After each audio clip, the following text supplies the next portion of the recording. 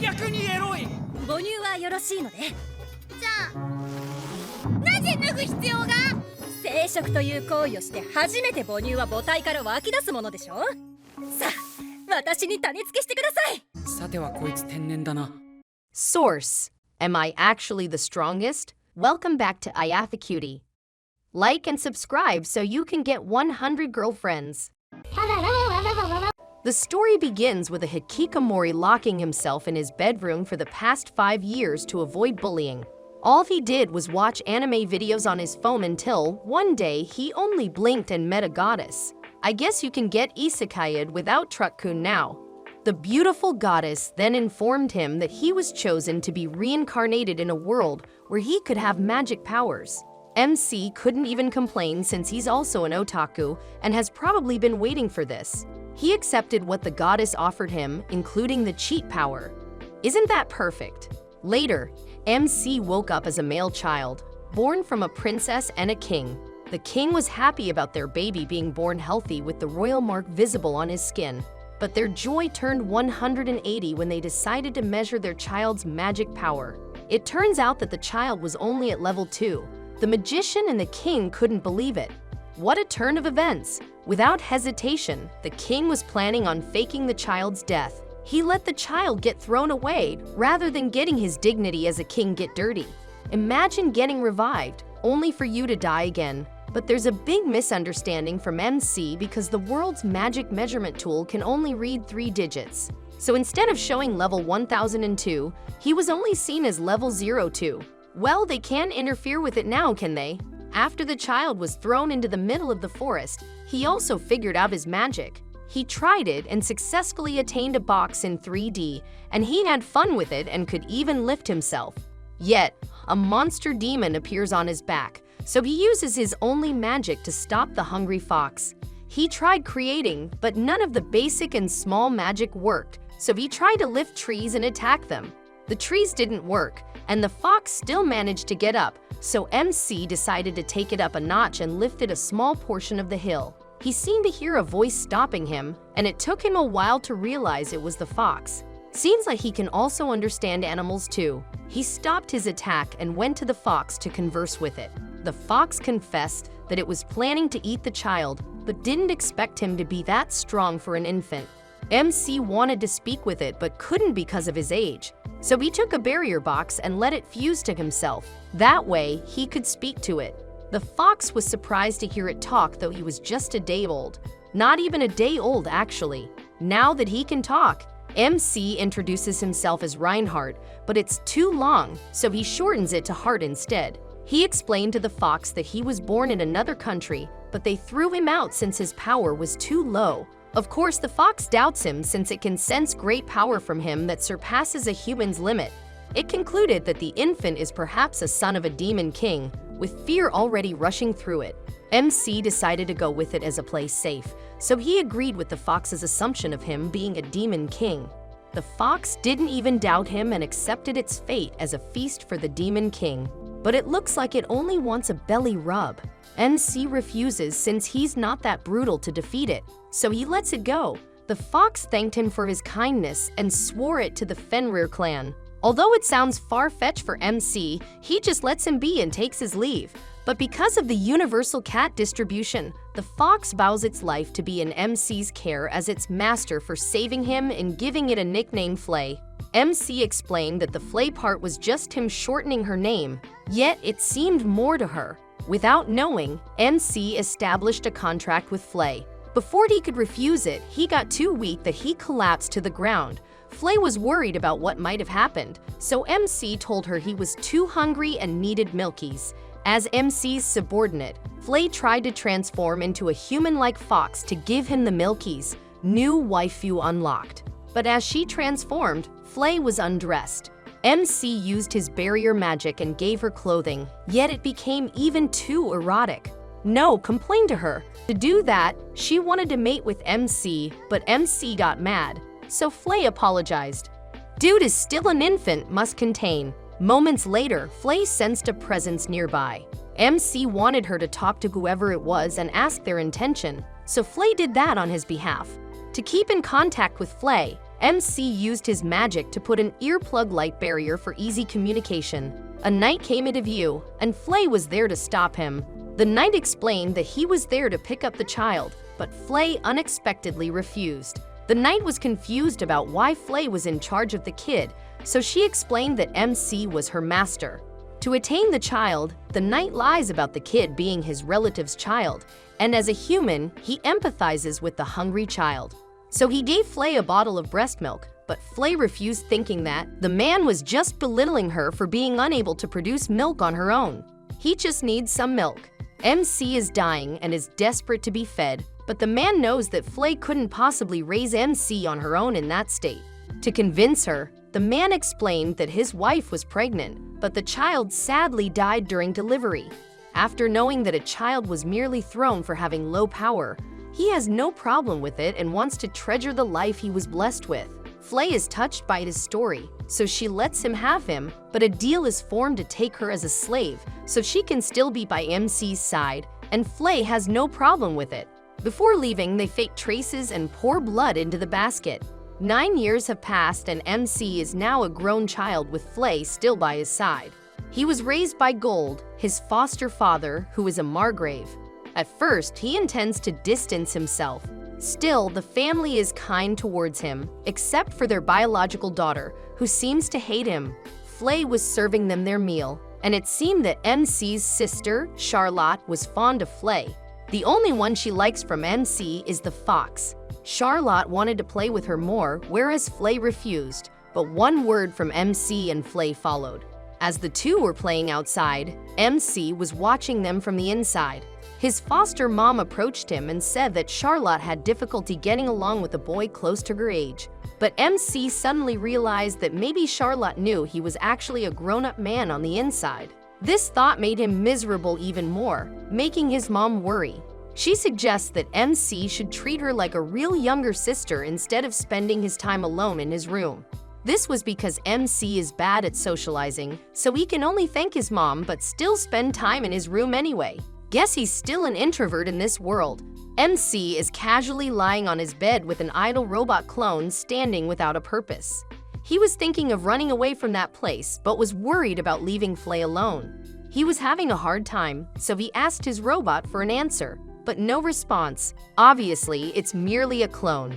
In the past 9 years, he has been researching his barrier magic and managed to make a copy of himself, but he can't make them move naturally. It suddenly gave him the idea of cloning himself and Flay so they could leave the place without the family worrying. Still, he knows it won't work that easily. Later, Gold knocked on his door, and MC already felt bad about it. Afterward, they went outside because Gold wanted to teach him sword fighting. MC didn't like the idea, and it showed on his face. But Gold was just worried about his safety since he has extremely low magic, so he needed to learn how to use swords. MC rebels by saying that he would rather research ancient magic. Gold was impressed to hear it, but that excuse didn't work on him for MC to ditch their time together, so he gave him a wooden wood. As they approach their stance, MC knows he mustn't underestimate his dad because of his Rumbling Earth's Warhammer nickname. With his body figure, I also won't underestimate him. So to protect himself, he covered himself with a barrier and attacked Gold suddenly, and he didn't see it coming. MC's wooden sword is broken and puts a hole in the ground. Gold was surprised to see it, but he didn't hold back and attacked MC too. As expected, he dodged it like a pro. Gold didn't expect anything from him, especially since his magic was still low. So a backflip is that impressive, huh? MC also didn't expect such a move, remembering when he checked it, but it was still useless. He was even conscious of his abilities, since he was also born without any attributes. But despite that, he was able to summon a random success rate with his magic, so he thinks it's probably the cheat power that the goddess gave, not knowing she messed up big time too. The scene shifts back to Gold and MC again, and Gold concludes that MC probably had his unconscious awakening recently. With that, he considers MC a beginner at defensive art, as he looks forward to still training with MC to become a top-class swordsman. Later that night, Gold worked late in his office with his wife and Charlotte inside. His wife noticed Gold was stiff for a reason, so she wanted to talk it out. Gold explained that he was training in swordsmanship with MC earlier when he realized that MC might be a demi-demon. His wife got scared, but he hushed her since Charlotte was sleeping. Gold explained it's the royal family's secret information that demons are involved with their nest. Although it's rare for the born child to receive demonic features, but it seems that MC doesn't have a horn, tail, or demonic feature. They were still wary about him since his royal mark is still undecipherable. Also, the fact that Flay, an actual demon monster, follows whatever MC wants. Still, they would continue to see MC as their own. Charlotte was secretly listening, but she was sleepy enough to say anything. A few days later, after Charlotte falls asleep, MC is laying in bed thinking about how his father has always seemed so busy these days, which has given him the luxury of resting instead of constant sword practice.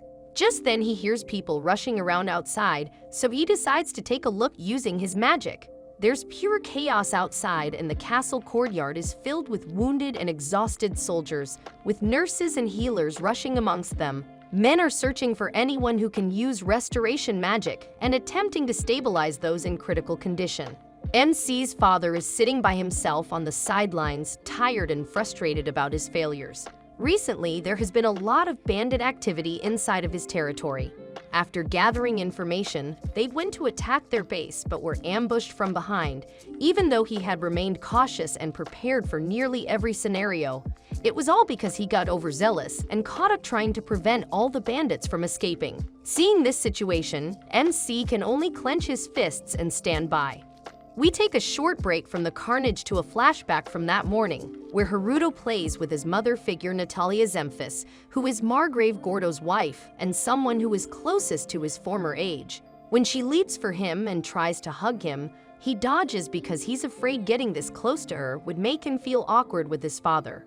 Though some anime would disagree, Natalia pouts and tells him it should be fine since he's still a child, and they've always been together since he was a baby. But MC gets really embarrassed and apologizes, saying he has graduated from that kind of thing. His mother, however, doesn't relent and tells him it's still too early to separate from his parents, calling him stingy too. MC has never known how to get along with his mother, but it's only natural given his age and his previous life. Back in the present day, MC's father tells him the bloody scene might be a terrible sight for those who are too young, and advises him not to force himself and to go back to his room instead. MC, however, feels a strong sense of empathy for the soldiers and decides to do something about the wounded. When Frey proudly proclaims, "Really? They got done in by mere bandits? What in the world is Gordo doing?" MC shuts her down with a dark look. Frey has never seen him like this in her life and just quietly follows him, watching as he uses his magic to heal their wounds. All of this seems like a miracle to the many warriors. At first, they look at their own injuries, unable to believe what just happened, but then break into cheers as Margrave Gordo looks on speechless. That night, MC wakes up early, having spent a lot of his energy to cure the wounded. When he steps outside, he sees Frey silently waiting for him outside his room. MC is confused at first, but realizes she's still following his orders from before and has been standing there silently the entire time while he was sleeping. What a stupid girl she is, but a loyal one nonetheless. MC apologizes to her for getting upset earlier and tells her it's all right to talk now. She's still depressed, however, and despite not knowing exactly what she did, recognizes that she's done something rude as well and asks for his forgiveness in turn. So she doesn't even know basic human decency. MC thinks, how has she been a maid for humans for nearly a decade without picking up on their behavior? It's time for payback now anyways, and MC uses his magic to find the culprits who attacked his father and the others. MC's all-powerful barriers prowl through the countryside like drones, letting him see everything in the area. He quickly locates the group of bandits and realizes there are some ordinary soldiers there too. MC is confused about what's going on, but Frey suggests those soldiers might be spies and have given out intel about their forces to the enemy. MC can't just leave the people who trouble his father like this, since innocent lives aside, they would become a problem if they interfered with his shut-in life as well. Alright, let's destroy them thoroughly, he declares as both he and Frey take off in the night like a pair of avenging demons. Unfortunately, they were seen by someone else, Charlotte. At the bandits' fort, the bad guys were bantering about their campfire while having a great time.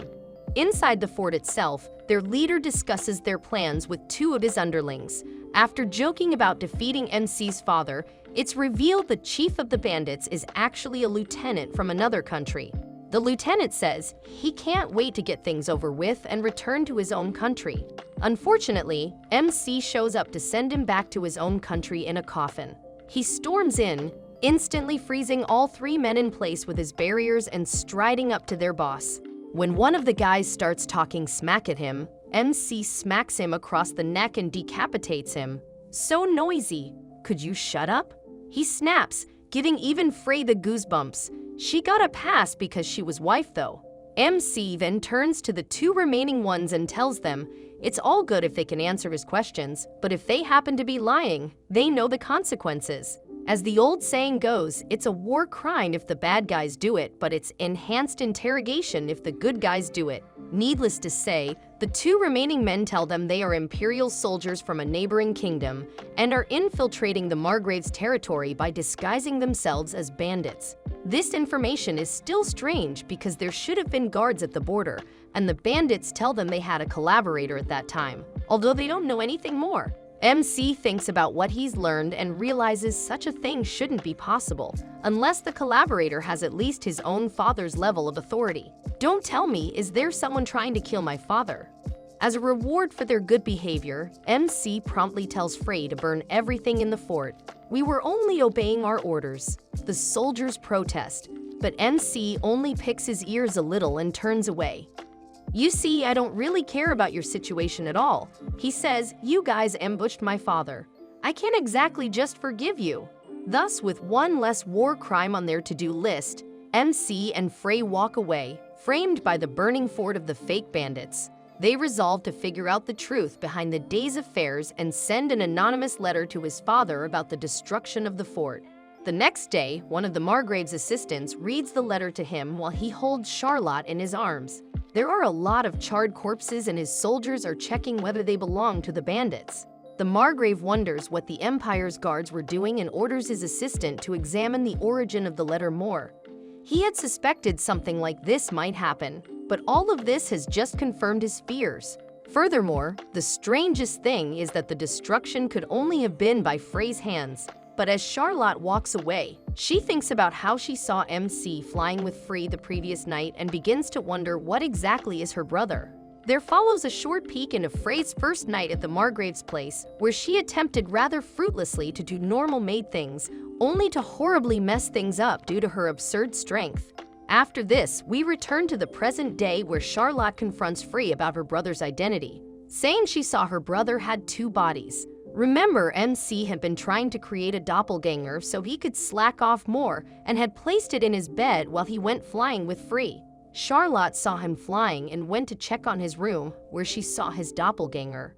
Frey tells Charlotte her brother is actually extremely powerful, but refuses to tell her more, so Charlotte pulls on her detective Ania-level disguise and goes searching for secrets.